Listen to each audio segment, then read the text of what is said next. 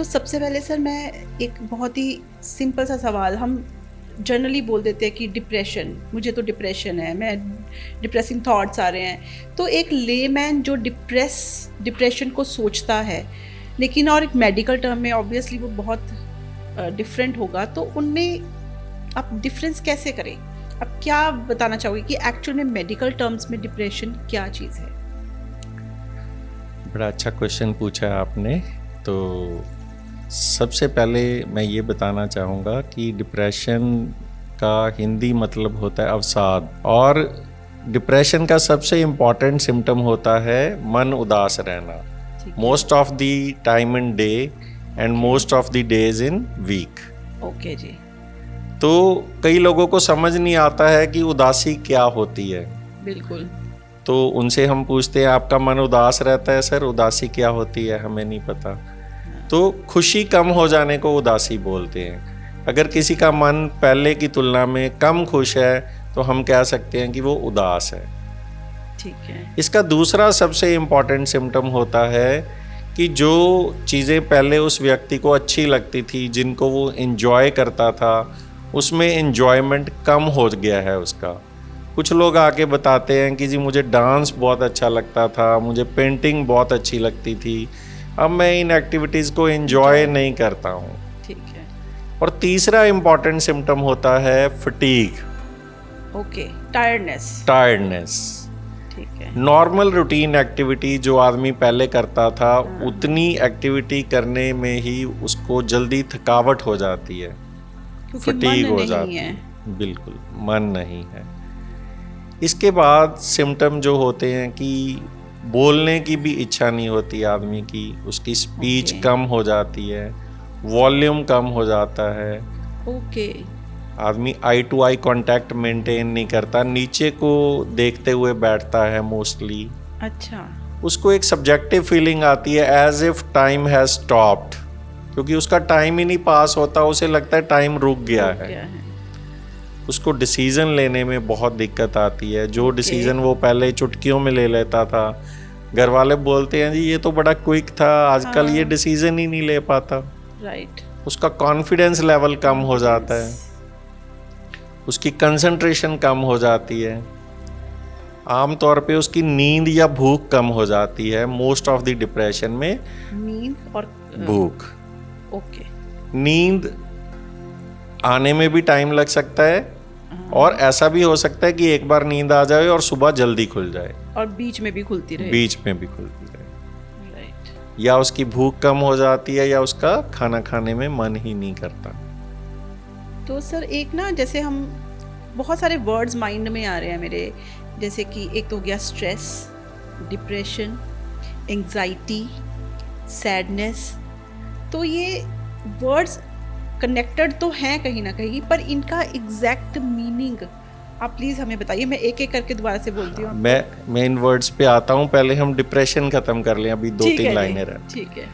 तो ये नींद और भूख उसकी आमतौर पे कम हो जाती है डिप्रेशन में, पर कुछ डिप्रेशन ऐसे होते हैं जिसमें नींद और भूख बढ़ जाती है, उसको हम बोलते हैं एटिपिकल डिप्रेशन। ओके। उसकी सेक्सुअल डिजायर कम हो जाती है। ठीक है। उसकी होपलेसनेस, हेल्पलेसनेस एंड वर्थलेसनेस जैसे सिम्टम होते हैं। ठीक है।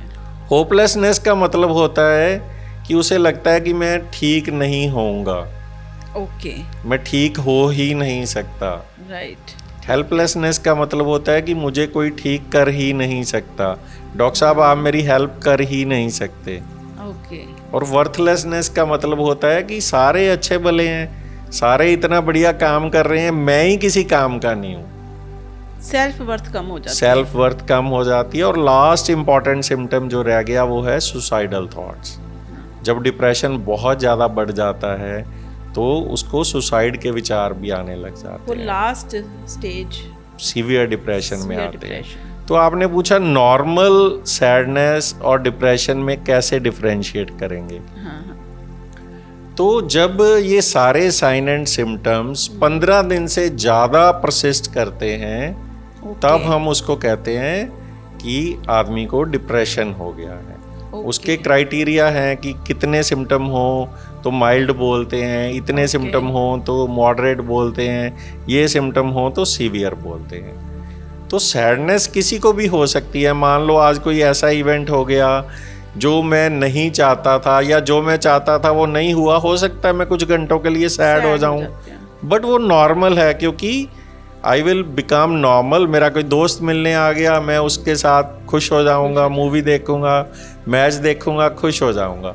तो ये नॉर्मल सैडनेस और डिप्रेशन में फ़र्क है। ठीक है, मतलब सैडनेस जो है वो थोड़ी देर बाद ठीक हो जाती है। सैडनेस एक सिम्टम है सिर्फ, डिप्रेशन एक बीमारी है। तो सैडनेस के साथ जब बाकी सिम्टम अटैच हो जाते हैं और वो 15 दिन के लिए कम से कम रहते हैं, तब हम बोलते हैं कि उसको डिप्रेशन हो गया है। ठीक है। और सर एंजाइटी क्या चीज़ होती है? एंजाइटी का हिंदी मीनिंग है घबराहट, चिंता। जो कुछ ऐसे लगता है कि यहाँ पे कुछ घबराहट सी हो रही है। बिल्कुल। तो वो घबराहट के अलग अलग तरह के सिम्टम होते हैं। किसी की हार्ट बीट बढ़ जाती है, उसे बोलते हैं पैल्पिटेशंस। किसी का मुंह सूखने लग जाता है घबराहट में, किसी को सांस लेने में दिक्कत आती है, किसी के हाथ कांपने लग जाते हैं, किसी को ऐसा लगता है कि उसको जॉ टाइट हो गया है, मसल्स में टेंशन हो गई है, हेडेक हो सकता है, कंसंट्रेट नहीं कर पाता आदमी अपने काम में। तो ये सारे एंजाइटी के सिम्टम हैं। और ये एंजाइटी जो है वो डिप्रेशन से अलग है? एंजाइटी डिप्रेशन का एक सिम्टम भी हो सकती है और एंजाइटी डिसऑर्डर अलग से भी होते हैं। ओके। और सर कई बार होता है कि जैसे हम जैसे घबराहट होती है तो वही ऐसा कभी लगता है कि दिल ज़ोर ज़ोर से धड़क रहा है, तो ये भी एंजाइटी ही है? ये एंजाइटी ही है और इससे डरने की ज़रूरत नहीं है। एंजाइटी एक नॉर्मल इमोशन है। ओके। खुश होना, उदास होना, गुस्सा होना, एंग्शियस होना, ये सारे नॉर्मल इमोशन हैं। इनमें से इनको हम ये नहीं कह सकते कि एंजाइटी हुई तो मैं बीमार हूँ। बल्कि मैं ये कहना चाहूँगा थोड़ी सी एंजाइटी ज़रूरी है लाइफ को चलाने के लिए, दुनिया को चलाने के लिए। अगर एंजाइटी ना हो तो कोई भी बच्चा पढ़ाई ना करे, फेल होने का डर ना हो, कोई एम्प्लॉय ड्यूटी पे टाइम पे ना पहुंचे, अपने टारगेट से अचीव ना करे, प्लेयर्स अच्छा परफॉर्म ना करें, थोड़ी सी एंजाइटी जरूरी है और ये अपनी परफॉर्मेंस को बढ़ाती है। तो anxiety butterflies in the stomach बोलते हैं। यस। तो एंजाइटी तब पैथोलॉजिकल हो जाती है जब ये हमारी परफॉर्मेंस को कम करना शुरू कर दे और लंबे समय तक चले। लंबे समय तक चले। सर क्या जो डिप्रेशन है ये फैमिली हिस्ट्री में अगर हो किसी को तो मतलब जीन्स में भी आता है क्या डिप्रेशन? बिल्कुल। तो डिप्रेशन का जो मॉडल है कि डिप्रेशन के क्या कारण हैं, तो उसको हम बोलते हैं बायो साइकोसोशल मॉडल।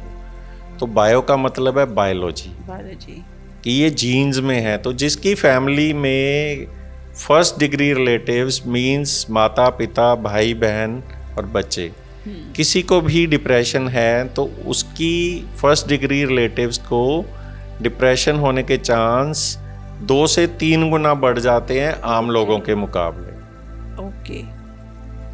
तो मतलब अगर फैमिली में है तो थोड़ा सा थोड़ा सा रिस्क बढ़ जाता है, पर उसका मतलब ये नहीं है कि डिप्रेशन होगा ही होगा, क्योंकि उसमें एनवायरमेंटल फैक्टर्स या सोसाइटी फैक्टर्स भी होते हैं। बिल्कुल। सर जैसे आपने बहुत केसेस देखे होंगे, तो सबसे कॉमन कॉज अगर आप 2-3 कॉज हमें बता सके कि सबसे कॉमन कॉज क्या है डिप्रेशन के, वो प्लीज बताइए।